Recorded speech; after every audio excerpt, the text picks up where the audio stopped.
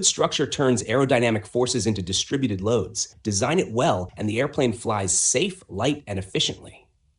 A truss uses a web of longerons and diagonal members, think welded tubes or wood plus wire, that carry loads through discrete members. Cheap, easy to repair, great for light aircraft and early frames.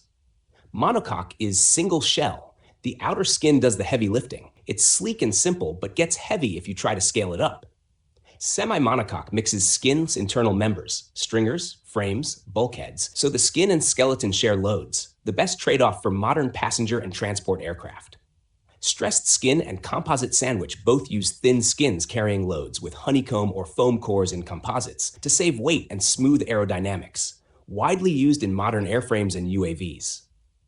Longerons run lengthwise. Frames formers shape the fuselage, stringers stiffen the skin. Together they make the semi-monocoque carry bending, torsion, and pressure loads. Loads travel from aerodynamic surfaces, spars attachments, wing roots fuselage, primary members ground. Understanding that path is how we avoid stress concentrations.